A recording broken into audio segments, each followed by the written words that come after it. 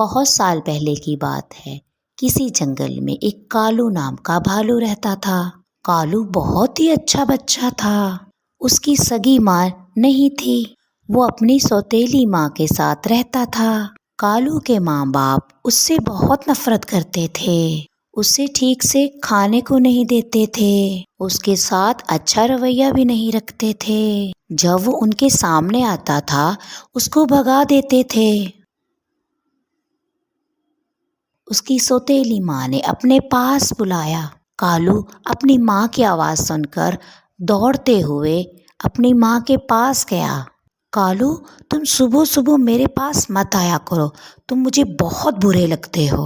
صبح صبح تمہارا منہ دیکھنے سے میرا سارا دن اچھا نہیں گزرتا۔ میں تمہیں خبردار کرتی ہوں، صبح صبح میرے سامنے مت آیا کرو۔ آپ ایسا کیوں کہتی ہو ماں؟ میرا کیا قصور ہے؟ مجھے بہت زور کی بھوک لگی ہے، اسی لیے تو میں آپ کے سامنے آیا ہوں۔ تھوڑا کھانا دے دو نا ماں۔ چلو بھاگ جاؤ یہاں سے، ابھی تمہیں کھانا نہیں ملے گا۔ تم ہر وقت کھانے کو نظر ہی لگائے رکھا کرو۔ بھاگ جاؤ، تمہیں کھانا میں نہیں دوں گی۔ جب ہم لوگ کھانا کھا لیں گے تب تمہیں بھی بلا لیں گے اور تم بھی کھا لینا کھانا۔ ماں، تم تو ہمیشہ مجھے ڈانٹتی رہتی ہو اور دیکھو بھائی سے کتنا پیار کرتی ہو۔ میرے ساتھ ایسا کیوں کرتی ہو ماں؟ اپنا منہ بند رکھ، بدصورت سا۔ اپنے بھائی کو دیکھ، کتنا پیارا ہے وہ، خود کو دیکھو کتنے بدصورت ہو، اور تمہیں دیکھتے ہی مجھے الٹی آنا شروع ہو جاتی ہے۔ چلو پہلے کام کرو، پھر کھانا ملے گا۔ اپنی سوتیلی ماں کی بات سن کر کالو باہر چلا جاتا ہے اور ایک پیڑ کے نیچے جا کے رونا شروع ہو جاتا ہے اور اپنی ماں کو یاد کرتا ہے۔ ماں، تو کہاں چلی گئی ماں؟ مجھے چھوڑ کے، مجھے یہاں کوئی پیار نہیں کرتا ماں، آ جاؤ نا ماں، میں بہت اداس ہوں تمہارے بغیر۔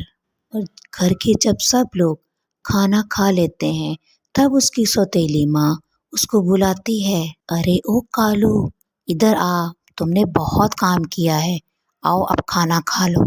اس کے بعد جو گھر کے باقی کام رہ گئے ہیں وہ بھی تم کر دینا۔ جیسا آپ کہتی ہو ماں، ٹھیک ہے، کھانا کھانے کے بعد میں گھر کے باقی کام بھی کر دوں گا، گھر کی صفائی بھی کر دوں گا، سب کچھ کر دوں گا، بالکل فکر مت کرو ماں۔ ایسا کہہ کے کالو جب کھانا شروع کرتا ہے تو اسے لگتا ہے جیسے کھانا باسی ہے۔ ارے یہ کیا ماں، یہ تو باسی کھانا ہے، خراب ہے یہ، اگر میں اسے کھاؤں گا تو میں بیمار پڑ جاؤں گا۔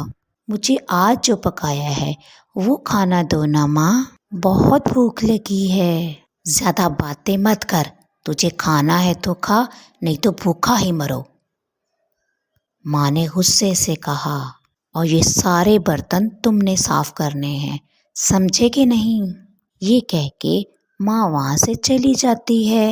پھر کالو رونے لگتا ہے اور کسی نہ کسی طرح وہ خراب کھانا کھا لیتا ہے، اور اسے اپنی سگی ماں کی بہت یاد آ رہی تھی، اور کھاتے کھاتے وہ رونے لگتا ہے۔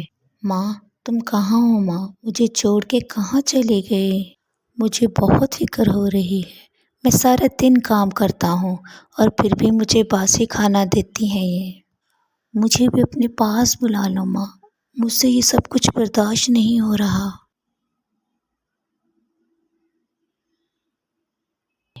اور کالو کے بابا گھر سے باہر بیٹھے ہوتے ہیں اور اس کی ماں اس کے پاس نہیں تھی۔ تب کالو اپنے بابا کے پاس جاتا ہے اور کہتا ہے، بابا آج میرے لیے کوئی اچھا کھانے کو لاؤ نا۔ ماں مجھے روز روز باسی کھانا کھلاتی ہے اور مجھے کھانے کے بعد بہت تکلیف ہوتا ہے، آج تھوڑا سا اچھا کھانا لا کے دو نا بابا۔ ارے یار، میں نے صبح صبح کس کا منہ دیکھ لیا، اب میرا سارا دن خراب ہو جائے گا۔ ارے سنتی ہو، کدھر ہو؟ آؤ اور اسے میرے سامنے سے ہٹاؤ، کہاں ہو تم؟ کالو کے اوپر اس کے بابا بہت غصہ ہوتے ہیں۔ اس کے بعد ان کی سوتیلی ماں ان کے پاس آتی ہے۔ ارے منحوس، تجھے کتنی دفعہ کہا ہے صبح صبح ہمارے سامنے نہ آیا کر، لیکن تم تو سنتے ہی نہیں ہو۔ کالو اپنی ماں اور اپنے بابا کی ایسی باتیں سن کر بہت افسردہ ہو جاتا ہے کہ ایک سگا باپ اپنے بچے سے کیسے نفرت کر سکتا ہے۔ تو پھر وہ روتے روتے کہتا ہے، میں اگر اتنا ہی برا ہوں تو میں یہ گھر چھوڑ کے چلا جاتا ہوں، آپ سب لوگوں سے کہیں دور اور ہمیشہ کے لیے، اور میں کبھی بھی واپس نہیں آؤں گا۔ ہاں ہاں چلا جا، تیرے جانے سے یہاں کسی کو کوئی فرق نہیں پڑے گا، چل بھاگ یہاں سے، چلے جاؤ۔ ماں میں بھی تمہارا ہی بیٹا ہوں، مجھ سے بھی پیار کیا کرو، کوئی ماں اس طرح اپنے بچوں کو تو نہیں کرتی نا، پیار کرتی ہے اپنے ماں، اسی بیٹے پہ کسی دن تمہیں بہت فخر ہوگا۔ اب میں جاتا ہوں بابا، میں جا رہا ہوں اور میں کبھی واپس نہیں آؤں گا، یہ کہہ کے کالو وہاں سے چلا جاتا ہے۔ چلتے چلتے کالو پاس کے ایک جنگل میں پہنچ جاتا ہے، تھوڑی دور جا کر ایک پیڑ کے نیچے بیٹھ جاتا ہے اور اپنے دل ہی دل میں کہتا ہے، اچھا ہوتا اگر میں مر ہی جاتا، میرے ماں باپ تو مجھ سے پیار ہی نہیں کرتے، جینے کا بھی کیا فائدہ اس دنیا میں، اور میرا کوئی ہے بھی نہیں، اوپر والا جانے آگے میرا کیا ہوگا۔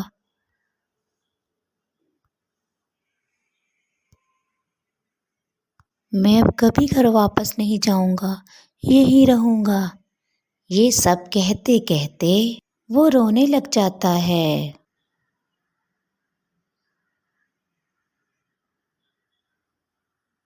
اسی طرح کالو کے سب دن اب جنگل میں گزر رہے ہوتے ہیں، وہ وہیں سے ڈھونڈ کے کھانا کھا لیتا ہے اور رات کو ایک پیڑ کے نیچے سو جاتا ہے۔ اسی طرح اس کے دن اچھے گزر رہے تھے۔ ایک دن کالو کا بھائی چلتے چلتے اسی جنگل میں آ جاتا ہے۔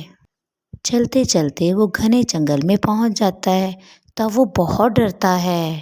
اسی طرح بادل گرجنا شروع ہو جاتے ہیں اور بجلی چمکنا شروع ہو جاتی ہے، اور جنگل کی سوکھی پتیوں پر بجلی گرنے سے جنگل میں آگ لگ جاتی ہے، اور کالو کا بھائی آگ کے بیچ میں پھنس جاتا ہے۔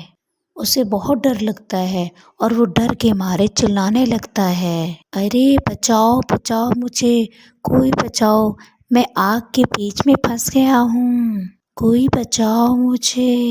دیکھتے ہی دیکھتے پورے جنگل میں آگ پھیل جاتی ہے۔ اسی دوران کالو اس پیڑ کے نیچے بیٹھا ہوا تھا، شور سن کر وہ اس طرف دوڑا تو اس نے دیکھا کہ اس کا بھائی آگ کے بیچ میں پھنس چکا ہے۔ پھر وہ بغیر سوچے سمجھے آگ میں کود جاتا ہے اور اپنے بھائی کو دھکا دے کے باہر نکال دیتا ہے، لیکن وہ خود بدقسمتی سے آگ میں گر جاتا ہے اور اس کا پورا جسم آگ میں جل جاتا ہے۔ کچھ دیر بعد جب آگ بجھ جاتی ہے، کالو وہیں لیٹا رہتا ہے۔ اس کا بھائی جا کے اس کے ماں باپ کو لے کے آتا ہے۔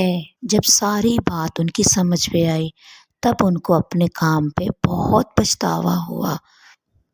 بیٹا مجھے معاف کر دو، پتہ نہیں میں کتنے ظلم تم پہ کرتی رہی، لیکن تم نے اپنے بھائی کو بچانے کے لیے خود اپنی جان کی بازی لگا دی، تمہارے جیسا بھائی اور بیٹا اس دنیا میں کوئی نہیں ہو سکتا، ہمیں معاف کر دو بیٹا۔